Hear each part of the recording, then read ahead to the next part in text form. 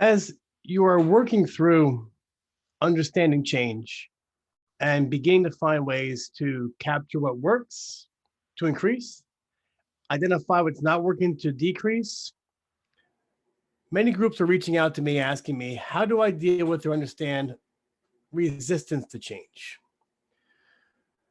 And when we talk about that, the first thing we share is explain to folks that there needs to be a process or a multi-system way to begin to look at change, identify how it works, and to work with resistance. It can be incredibly challenging. Oftentimes, you can feel like you're trying to push a boulder up a hill. And as you get a little progress in that boulder, it falls back down. And as we're increasing the amount of change, the rate of change, and the insecurity out there in the environment, people become more what we call change fatigued. And by change fatigued, I mean they're just tired of constant changes being thrown at them repeatedly without seeing a system or understanding behind it. The second thing that causes change fatigue is not being included or not being part of the discussion early on to identify what change is useful to that person and how to make sure it goes forward. When you're thinking about change, I had an interesting discussion with a fellow solution-focused practitioner last week. And we explained, and as we were talking about utilizing frameworks or ways to think about change, it's to say that cooperation and resistance cannot be perceived at the same time. What that means is if I am going to share a new idea or to present a change idea to a group or to a team, if I expect them to be resistant, I'm going to walk in the room looking for resistance. They will see me acting resistance. That will reinforce them seeing me as being resistant, and that will feed into this spirally loop that we have here on the right side. Now, if I go and looking for cooperation, I include folks in the conversation early. I develop support groups. I create ways to have test groups. I look for failure and action as part of the change. I will see them as cooperators. The cooperators will see me as cooperating, and the feedback will come through. In several of my videos and my talks, I've explained that when people care enough to fight or to argue with your change theory, it means they still want to make the company better. And when you can find those folks who are perceived as resistors and you pull them in as cooperators, you make your ideas for change more robust, more resilient.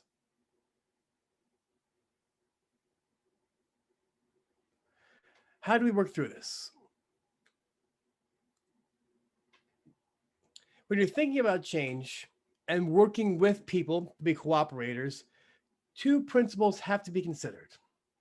One is this idea of survival anxiety must be higher or a bit more or a bit louder than survival anxiety. I'm sorry, survival anxiety must be higher or louder than learning anxiety. And learning anxiety must be quieter or it must be reduced rather than increasing survival anxiety. What does this mean? Survival anxiety is a way of saying, if the change or the change happening in my current environment, if I choose to not change, will I still be able to survive in this organization? So I'll use an example. I'm working with a large healthcare system, and currently we're implementing a new electronic health record across 8 different hospital systems. And we're recognizing that there is some resistance. And some of the resistance is coming from the senior staff, fairly enough, because they have a good understanding of the old system. They like the old system, and they're resisting it. And what they're feeling is, with the new system coming into place, I will still be able to learn and last inside this organization. In heavily bureaucratic organizations, people have a high understanding that they'll survive despite any change. And that's good. You want that to be there. An easier way to do this is to make learning anxiety lesser. So learning anxiety is I have to learn something new. I'm afraid. I'm anxious about new learning. So instead of making folks more scared by threatening their jobs or threatening their safety, find ways to make the change understandable, cooperative, and make the learning easier. Once we see this, is that once we get those pieces there, you begin to recognize the need for change. You also realize that a new behavior that may be required may be difficult to learn, and new beliefs or values that are implied may be difficult to accept. This is the idea of learning anxiety. And this comes from the work of Edgar Schein. There's this nice graph here that we look at that points at level of anxiety.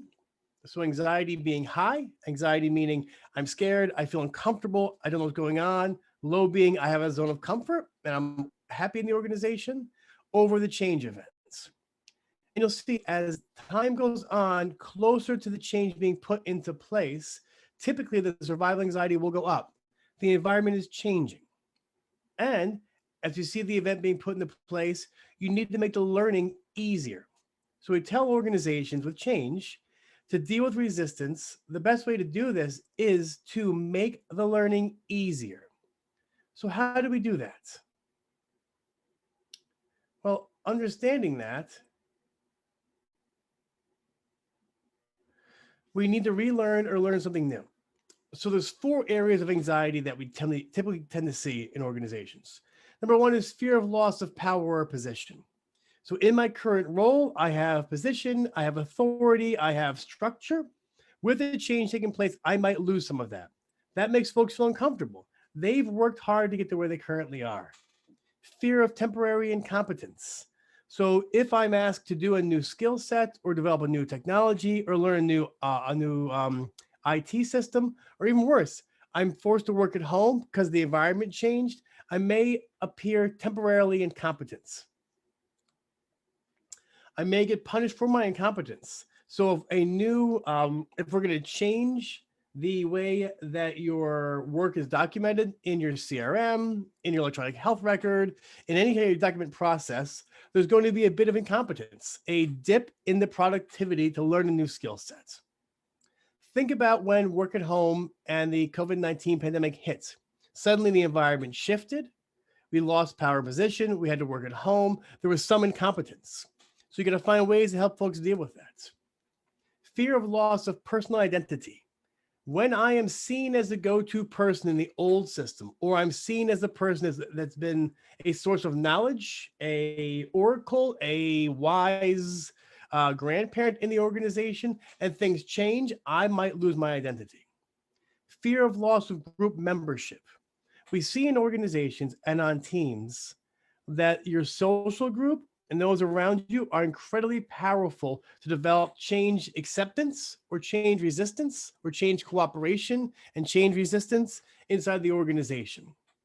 If I am the team member that chooses to accept the new change, and I'm openly enthusiastic about it, and the rest of my team are against the change, I may be ostracized or pushed out for the change idea.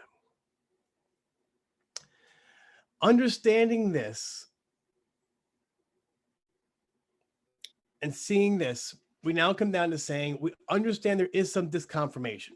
There are some areas of loss of group membership, loss of power, loss of positions, and these are psychological things people feel when change happens that you can understand.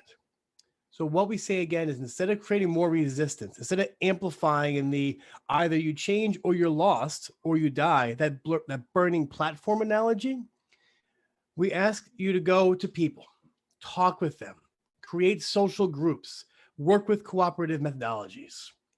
I'm going to share now ways to develop this psychological safety and ways to increase this to make this happen. So how do you create psychological safety for change? Psychological safety essentially means that I can try new ideas. I can openly reject or argue with the company's change and feel safe in that environment to try new things and not be punished. So in the earlier slides about fear of incompetence, fear of punishment, this will help things happen. I'm going to share several ideas. They must be done almost simultaneously. Additionally, below this video in the link will be a link to a longer article breaking down each of these steps. One part is this: create a compelling, optimistic vision. When I first started doing organization development research, I wanted to reject this. Now, after a solid 15 years of researching organizations, looking at leadership, identifying what works in change to amplify, we do need a compelling, optimistic vision. A compelling, optimistic vision of what the future might be. Additionally, an optimistic vision of what currently is working well that we want to amplify. So we need an optimistic vision of the future and a pragmatic vision of the current process. Next step is formal training. This seems obvious. If you're going to ask folks to behave in a new manner or learn new skill sets or to operate in a different environment or system, there needs to be some formal training put into place. Involvement of the learner. We see from the work of Kurt Lewin and other early social psychologists and social scientists who looked at change in organizations. The more you involve the people up front, the more you ask for their feedback, the more you treat them as cooperators, the more likely they are to be part of the change. Now, sometimes executives will ask me or managers will ask me, I'm fearful if I involve the team early on, they're going to reject the idea and fight it and not want to be part of it. I articulate that if you involve them early on and you ask for their feedback and you define the boundaries and you involve them in the learning and change, they'll be more likely to accept it and to make it part of their group norm for change. It's even worse when you do not include them. You choose to hide something from them. And then at the end you go, by the way, guys, we decided to do this, and boom, you drop a big change on them. That creates more resistance. And we call that creates trust repelling behaviors. Informal training of relevant family groups and teams. Change happens at the unit of the team, not the individual. A team, a social group of folks working together in reciprocity or a department is where change happens. So informal training means create ways to have folks test out the new ideas, practice the new behaviors, find ways to develop incentives or ways to motivate, we call them attractors, people towards behaviors you want to have happen or process you want to have happen. Create the informal training. Informal training just means we have time to go through things, test the process out, gather feedback. We call this user experience or sort of employee experience gathering. You're gathering the parts to say, we're asking you to do a new behavior or a new process or a new something. We're asking for some kind of change to take place. What from that is working relatively well inside your team? What's not working well inside your team? Capturing that feedback and putting it back. Practice fields, coaches, and feedback. This is more of a formal process. So developing places to try the new behavior or try the process, creating internal subject matter coaches to work with people to have things take place, and providing relatively real-time feedback to make change happen. Positive role models. This is focusing again on developing that social process to turn things. You're trying to find your highly connected, highly influential people inside the organization who might be early adapters of the change and have them become champions or proselytizers of the change in the organization. And they role model the behavior and how things happen. Once you start implanting these people or putting those folks inside the family groups or the team groups, change happens faster. Support groups. This has become a very hot topic and a larger area of focus. As change is taking place, there needs to be a group of staff who are peer-to-peer, equal in the organization, or sort of cross-section, cross-functional in the organization to talk about how they're doing it, how it's working, how it's failing.